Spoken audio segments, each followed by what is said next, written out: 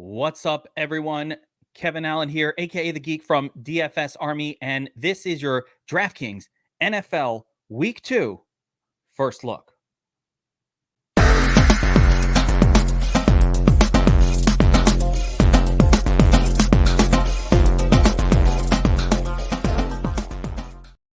All right, this is the DraftKings first look where we take a look at all the matchups for NFL Week 2 and then compare it, look at some of the salaries. We're going to look at all the position groups and look at who is popping early in the week. Of course, lots of information changes, plenty of injuries, and lots of interesting scenarios popping up. A couple of questionable usage situations from week 1 that we're going to carry into week 2. And of course, before we talk about that, we've got to send a shout out to our boy Rapid Fire XD, DFS Army subscriber, longtime subscriber that took down the big contest on DraftKings, the Millie Maker. We have a millionaire that was minted this weekend. First one of the year. Hey, it was the first slate of the year. We actually had multiple subscribers take down the Thursday night Millie Maker, but it was such a giant tie. They didn't make the million, but they did win the showdown. We had quite a few takedowns of that as well, but this is epic. Rapid Fire XD, newly minted DraftKings millionaire. Congrats to him. And if you haven't had a chance, go check out the video I made and DraftKings NFL Week 1 in review, where we use the Domination Station optimizer to backtest and recreate that $1 million lineup. It was just a couple of clicks away, really. So it was really incredible. And it was an incredible weekend across the board for DFS Army subscribers. Congratulations to everyone. Tournaments were being taken down left and right. Too many to list. So getting into NFL Week 2, the first thing I want to do is kind of give a look at the odds tables. And one thing you'll note here on the main slate is that a lot of these game totals are fairly low. I'll just go through a few of them and kind of give some fantasy relevant details here. But we've got, of course, Miami-Baltimore with a 44.5 point total. I think this game has a little bit of possibility of popping, especially on a slate like this. I'm not going to avoid this particular game. It's a close spread. I think Miami's offense might be a little better than we think. Baltimore didn't need to do that much against the Jets, but I think they'll play better week 2. I love Mark Andrews in that game. We've got the Colts at the Jaguars as well, 47 point total. And this one's really interesting in terms of how close the spread is. Wow, Jaguars are only +4. Colts are only -4 against the Jaguars. That's interesting in its own regard from a lines perspective. But again, a high total game. I definitely like what I saw out of the Jaguars offense in the sense that Lawrence was throwing a lot. You know, Christian Kirk was a heavy usage guy. I did not like the running back situation. On the Colts side, I think Jonathan Taylor is the far and away number 1 play on the slate at the running back position, especially in this matchup. So we're going to try to squeeze him into our lineup if we can.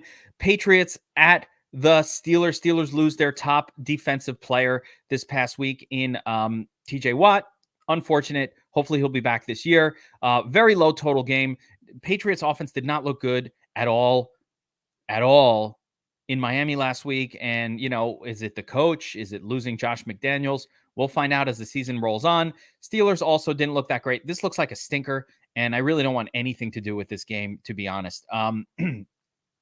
Washington at Detroit is a game that I really think can pop. 49 point total, second highest on the slate. And this is probably my favorite game to target overall. I liked what I saw out of Carson Wentz. I know I'm a Wentz hater. I've been a Wentz hater for a long time, but I like what he saw. They let him throw quite a bit. The weapons on Washington are really interesting. Curtis Samuel. Everybody's talking about Jahan Dotson, but Curtis Samuel got a ton of targets last week. I'll point that out as we go player by player. And on Detroit, Swift, of course, smash. Could have had the game of the week if he didn't get vultured twice for touchdowns. And the sun god, Amon-Ra, is interesting here, as is TJ Hawkinson. Bucks at Saints, 44.5 point total. Probably a heavy defensive game. Does not project as high scoring. I didn't love what I saw out of the Saints offense. And I think that the Bucks without Gronk and without Godwin are probably going to struggle a little bit to move the football. You know, Julio Jones is pretty inexpensive, so we'll keep an eye on him. But I'm not too excited about the Saints position players. Maybe Michael Thomas in some tournaments. Jets at Cleveland, 40 point total. Disgusting game. Let's just ignore this one for the most part. Nick Chubb's popping in salary, so he had a lot of yardage week 1, but Hunt got all the vultured touchdowns. Giants at Carolina is another game that I think has a little bit of possibility of playing to the over. So I'm interested in this one a little bit. It is a 43-point total. Saquon Barkley is the man. He's still underpriced on DraftKings. We'll be interested in him. And, Christian McCaffrey coming off a disappointing week 1. Can he bounce back? Are they going to give him that volume? We'll see. This is a good spot for him to obviously smash. Giants defense is not known as being elite against running backs. Beyond that, Robbie Anderson had the big week last week. I'm definitely not going to chase Robbie Anderson big weeks. And on the Giants, really, I'm still not sure what they did at the wide receiver position, but whatever it wasn't throwing it to Kadarius Toney. So let's get off of him. Atlanta at the Rams, 10-point favored Rams. Normally I avoid games like this, but the Rams have one of the highest team totals on the slate. And you know what? If we look at last season's results for Matthew Stafford, and let me see if DraftKings still has last season in the game law. No, they switched it up. It's unfortunate. But you'll note that if we did continue to look at last season's game logs, Matthew Stafford actually smashed in a lot of these games where his team was favored heavily. So I'm not going to, normally I don't like to heavily target quarterbacks that are massive favorites. They lean on the run, and I do love Darrell Henderson in that game, but we'll keep Stafford in mind a little bit. A couple other games of interest here. Low scoring Seattle at San Francisco game. Not super interested in this. I might be interested in betting Seattle plus 8.5. Geno Smith has a 9-0 cover rate in games that he started for Seattle. A little known factoid.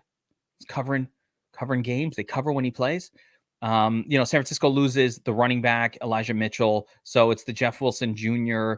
/ maybe Deebo Samuel playing the running back role. It gets me somewhat interested in Deebo getting that heavier running game role potentially on the San Francisco side. And maybe this is the time to go to Trey Lance and some GPPs, but I'm definitely not trusting that outside of massive tournaments. Houston at Denver. Again, I think this line is very weird and skewed.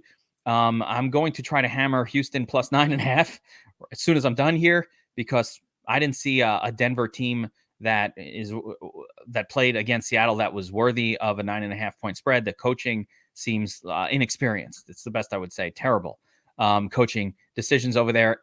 But Denver will bring a run-heavy game plan most likely. And Houston, I like Houston. Interesting note on Houston is that Dameon Pierce really wasn't the starter. It was Rex Burkhead, which threw everybody for a loop last week. So hands up in the air. I have no idea what they're going to do from week to week. We'll find out. But grab Rex Burkhead on waivers in your fantasy league. 43.5-point total. I don't absolutely need a piece of this game. There are some spots, though, I think we could take some shots on. Arizona at Las Vegas is the highest total game on the slate at 51.5. And, Las Vegas showed that they're just going to pepper Devante Adams with targets nonstop. I love that. 17 targets in week 1. Let's keep it going. Arizona, Marquise Brown did all right. They were overmatched. They were overmatched a little bit against the Chiefs. Understandable. Let's see if they can bounce back here. But, certainly Kyler Murray's in play. He's always going to be in play. But they're lacking some weapons in Arizona, and it's a concern. I kind of like James Conner in this one as well. I definitely don't like the running back situation for the Raiders. And the last game on the main slate, we've got the Bengals at Dallas. Cooper Rush quarterbacking for the Cowboys. I mean, dead man walking a little bit here. It's a tough situation. I think Dallas will try to lean on the run. I don't know that they'll be successful. I don't like the scene at all for CeeDee Lamb or any of the Dallas playmakers. We did see, Zeke, I think, have one good game in this sort of scenario last year, but man, I'm not going there. And then, of course, for the Bengals, they need to bounce back a little bit. If T. Higgins is out, I'd have some mild interest, I guess, in Jamar Chase, but it seems like a Joe Mixon, team is favored, Joe Mixon kind of game. So with all that being said, taking a look at some of the DraftKings salaries, I always start with defense. I know it's anticlimactic, but I want to start my lineup here with the cheapest defense, and I want to take the Bengals against Dallas. I mean, Cooper Rush, I don't know what he's going to do, but anytime I can get one of the cheapest defenses on the slate against a neophyte quarterback or an inexperienced or a backup quarterback, I like that scene. I don't think it's very easy to predict which defense is going to do well, so you might as well use a cheap one. At the QB position, I already talked through some of these games. Obviously, Kyler Murray carries some interest, as does Lamar up here at the top. I'm not really sure about Russell Wilson at 7,200. I didn't see enough out of Russ to know that like he'll cook enough. That running game in Denver looked pretty good. They do throw to the running backs a lot, which means, Russ can really be paired up with Javonte Williams, right? Like I think Javonte Williams, 12 targets, lots of screen passes being run on that team. So we'll see how that plays out. But I also am not excited about spending up at the QB position this week if I can avoid it. Here's Joe Burrow. Again, not a game that I was looking to target. I already talked about Matthew Stafford. I like him a little bit in large scale GPPs, but he's still a little pricey on a team that could easily just choose to lean on the run. So I don't want that many options available. The quarterback I think I'm going to go with here, there's a couple of names down here in the cheap zone that I found interesting, including, as crazy as this seems, Daniel Jones all the way down at 5K. You know what? I don't mind it. Daniel Jones, 18 fantasy points week 1. Is that what it was? I mean, not terrible.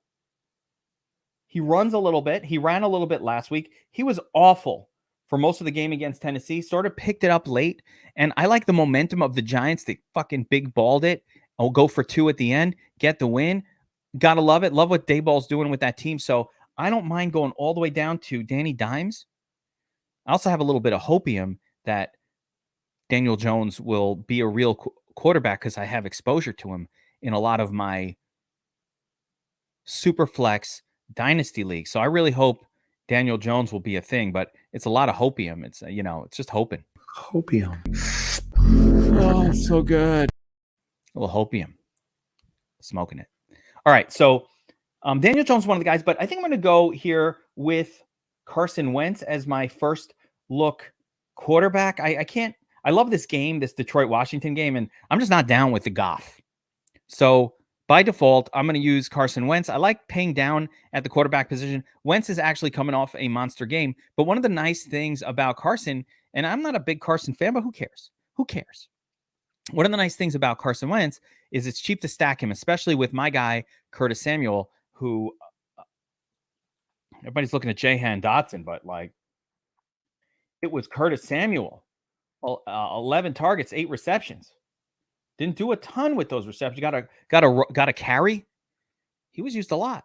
I like this kid. I like that situation. It seems like they were manufacturing touches for Curtis Samuel. So anyway, looking at the running back position right now, again, Jonathan Taylor is the absolute best option. He's the pay up. 30 points last week, 161 yards. I mean, this usage is crazy. I 7 targets, 31. I mean, can I just plug him in? The problem is it's very expensive to use Jonathan Taylor. So if we do this, we're sacrificing elsewhere in a cashy environment, though I'm okay with it. Moving down the list, McCaffrey certainly in play, but I like Taylor better. Kamara, meh. I don't like really playing running backs against Tampa. Saquon Barkley at 7,300 is great. Oh, man. 4,900 left, but you really do want to plug Saquon in there. I'm going to plug him in because I love Saquon, and he really should be priced right up there with Christian McCaffrey and Taylor at this point based on his usage. So I'm going to keep him in there. I'll mention that Mixon, fine play. Chubb, I usually don't play Chubb in lineups. Swift, interesting correlation for my Carson Wentz play. Connor, look at all this usage for Connor.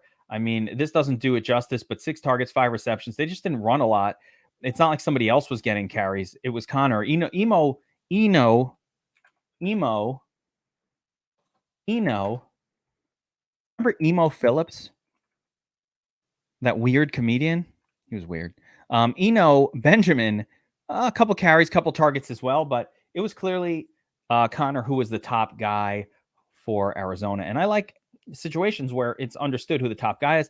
Fournette, same deal. I think Fournette's going to get a ton of usage in this offense with no Gronk and no Godwin. Probably not the matchup to target, though. Javonte Williams, again, coming off of a 12-target effort, 7 carries. I think Javonte Williams is great.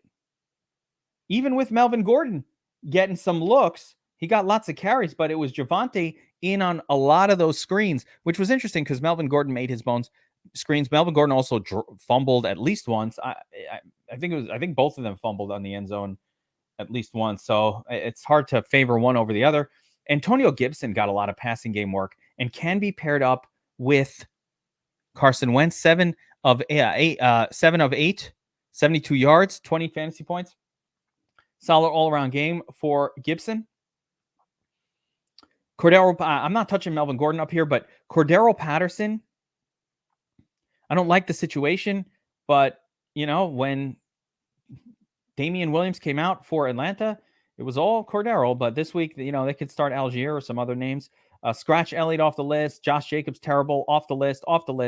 The next guy up, though, that I do like, and I'm going to throw him in the flex because I just like this play, is Darrell Henderson Jr. He's going to probably be a core play for me.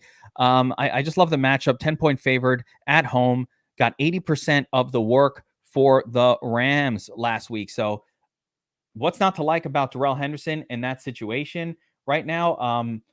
Is he a guy with 40-point upside like Jonathan Taylor? No, but he's also 5,700.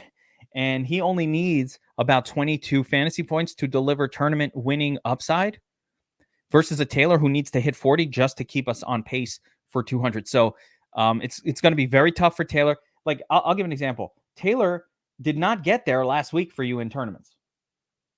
This 30, which was a spectacular day, not enough at 9,900. So keep that in mind. I'm going to say actually that Taylor is more of a cash game play. There isn't enough upside here. He needs to get 45 plus fantasy points to help you to the 250 score on DraftKings that you need to win. So keep that in mind. As a matter of fact, if we were going GPP only, I'd probably have to remove Taylor. I'll keep Barkley there because I do think he has that 35-point upside, which is enough at 7K. But Jonathan Taylor, more of a cash game play at that salary. It's going to be hard for him to help us to a tournament win without getting 40 plus fantasy points, which he could do. But, it's hard. So continuing on, we've got Henderson as sort of as a core play here, but I might move him over to the RB2 spot in a final lineup. Cam Akers, what a disaster that was. Etienne and Robinson, I don't really know what's going on here. 50-50 split. Robinson got all the work late. Robinson, he's not human. He's a machine.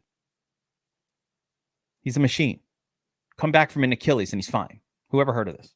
Rashad Penny did get the workhorse touches for his team, but we'll see. Now, there's a bunch of injury situations like Najee Harris. We're not sure what his deal is, but we do know Eli Mitchell is out, and replacing him is Jeff Wilson Jr. Jeff Wilson Jr. is going to be tricky. He could go a lot of different ways. He got all the touches or most of the touches when Eli came out, but are they going to feed him volume? Are they going to bring in Tyrion Davis-Price or one of these other guys? Is it going to be a lot of Deebo Samuel? I don't think we can definitely rely on Jeff Wilson Jr. to get 20 plus touches in this game. He might, and it is a good matchup. So I'm going to keep him in my mix, but I need secure volume at almost any salary level. And that's, if you look at the running backs that I'm messing with, the one thing we're kind of getting here is secured volume. So I'm really focusing on those kind of running backs. The only other running back that actually made me lift my eyebrow this week is Rex Burkhead, coming off of 14 carries and 8 targets. Are you kidding me? He's cheap. He's had these pop games. I don't know. They might shift back to Dameon Pierce. I don't know, but Rex Burkhead is going to be in my probably player pool for DraftKings this week. All right, so we've got our kind of running backs filled in, although, again, I'm going to switch this up, and I'm going to put Henderson. Check the time on the video. I'm going to put Henderson up top here in the RB spot, and I'm going to drop Taylor in the flex, but I'm going to we're going to give ourselves leeway to change that depending on what happens next. So Carson Wentz at the tight end. I'm going to do tight end first and then wide receiver because I think tight end is just really fast and it's pretty straightforward. At the top end of the tight end range, it's Mark Andrews, and I love him this week to bounce back from what was a pretty mediocre effort in week 1, certainly compared to Travis Kelce, who smashed for less, which was ridiculous. And I said it in the video. How the hell is Kelce cheaper than Mark Andrews? What are you doing, DraftKings? But it's back to normal now. And Mark Andrews at 6,400, very reasonable. Very reasonably priced. He came down, what was he last week? 68. So they brought the price down for no good reason. This is just as good, a better matchup, I would say, with Mark Andrews. Can we afford Mark Andrews? That's a luxury. You play Mark Andrews, you cannot probably play Jonathan Taylor and build a quality lineup. So If I'm not spending up, my pay down options are primarily this trio right here. TJ Hawkinson, Zach Ertz, and Pat Freiermuth. Freiermuth absolutely smashed 10 targets last week, 75 yards. If he gets the touchdown, it's a spectacular game, 20 points. Yeah, he still got 12 and a half. I love the volume of the 10 targets. Zach Ertz, volume was lower last week because he had that Q tag, didn't play as much, wasn't as much part of the game plan, but that could probably change this week, assuming he's healthy. And TJ Hawkinson brings us that correlation with our Carson Wentz play. You know, he did his thing. I don't love TJ Hawkinson overall. He's not a focal point of that offense in the level that I would like him to be. I would like to use Mark Andrews here, which means we're probably going to have to get rid of Jonathan Taylor as much as I love him, because this is a tournament that we are entering. So, taking a look at the wide receiver position, again, up top, Cooper Kupp, fantastic every week, even in a just okay match, not a just okay, a non-competitive game. Devante Adams, probably the best play on the slate. This guy got 17 targets, 10 receptions last week. I mean, are you serious, right? 140. This is picking up where he left off with Aaron Rodgers. I love it. Jamar Chase, maybe with no T. Higgins, great. Deebo Samuel with no lead running back could be really good. But again, Devante Adams, oh my goodness. Again, if we use him, though, it probably negates the cheaper tight end or the expensive tight end. So let's keep that in mind. As we move down the list, eliminate CD Lamb. Mike Evans playable here. How much are we saving? Yeah, saving a good amount. Mike Evans is playable here, as is Pittman. Evans got peppered with targets last week, 7 targets, 18 fantasy points, got the touchdown. They don't really have other people to throw to. Pittman also really came through. He was our number one value play on the slate last week, a borderline all-in play, and he came through with flying colors for us. I had tons of exposure to both Pittman and Saquon. It really helped my week in week 1. There's the Sun God part of this game that we're kind of building around. Amon-Ra St. Brown, very playable as well, as is McLaurin with Wentz, but I'm going to try to pair Wentz up with somebody cheaper than that. So a lot of really interesting and decent plays to build around this week. Marquise Brown didn't go nuts week 1, but he was respectable. 6 targets, got the touchdown. He'll need to do more in order to deliver value at 6.2K. Michael Thomas had the big week in week 1, 8 targets, 2 touchdowns, not a ton of yardage there. I'm not sure I want to go crazy with Michael Thomas, but I like the price point. Christian Kirk, another guy who I like a lot, 12 targets week 1. That's the kind of volume we're looking for. If you're going to give a guy 30% of the target share, I'm interested. But we need some salary savers here to make this work. Julio Jones is very interesting to me here. 5 targets week 1. No more Godwin out there. I think he could be involved a little bit more. He looked good to me out there, even if he didn't have a monster week. He did get, did he get the touchdown? No, but he had just good production, and kind of interested in Julio Jones a little bit. Allen Robinson, I love going back to him in tournaments at this price. He will be involved. Don't sleep on him. Tyler Boyd, if T. Higgins is out, is interesting. They did raise his salary a little bit. I'm not chasing the Robbie Anderson chalk at all. And Drake London also, decent game. 7 targets, 5 receptions. Decent. I'm not ready to sort of target him in a tough road matchup at Atlanta, though. Ayuk is a no. Shark is a no. Shark, interesting GPP, I guess. What did he do last week? Probably nothing. 8 targets. Okay. He actually had a nice week. So there you go. Interesting potential play in this Washington-Detroit game. So we'll actually keep him in mind. But the first player I'm going to throw in my lineups is Curtis Samuel. All those targets that, maybe it was a fluke, a rushing attempt. Maybe it was a fluke. Maybe there's not much to see here. But, I like those target numbers. And since we're playing Wentz and we need to save some salary here, I'm plugging in Curtis Samuel. Why not?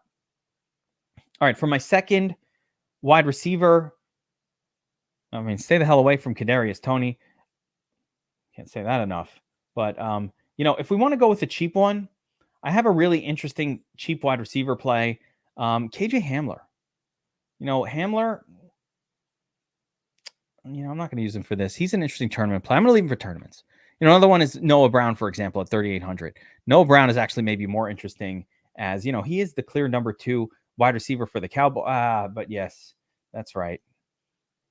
It's Cooper Rush. We can't play him. No wonder the price. Yeah, that's right. I forgot. Cooper Rush. Paris Campbell, by the way, another clear number 2 wide receiver for the Colts. Interesting tournament play, but not enough volume there to really trust him. But he was the number 2 wide receiver for the Colts. Like, he didn't get the role. But that being said, so we're trying to build a lineup here with some upside and with some downside protection as well. I've got to keep it under 6K so we can kind of keep our next few picks in this range, as this is pretty good range to hang out in. So I'm going to go here, I think, with... I think we go Jerry Jeudy here. Jeudy had a nice little game, 4 targets, 7 receptions, 7 targets, 4 receptions, 23.2 fantasy points. He looks like the better. It's hard to say. Courtland Sutton looked good too, but I'm just a big Jerry Jeudy fan. I think Christian Kirk is very playable as well. He got all those targets. I might actually switch it to him or get him involved as well. I'm not ready to go to DJ Moore. I think actually what we need to do is fill in our flex and see what we can finish it out with. So let's see if we plug in Devante Adams. We got 3,800 left. Is there anybody down there? I don't really like this at all. That would force us to use a Paris Campbell type, which I don't love. Or this is interesting. This is interesting. Maybe go inexpensive at tight end. Evan Ingram, and then we could close it out with a Mark Andrews.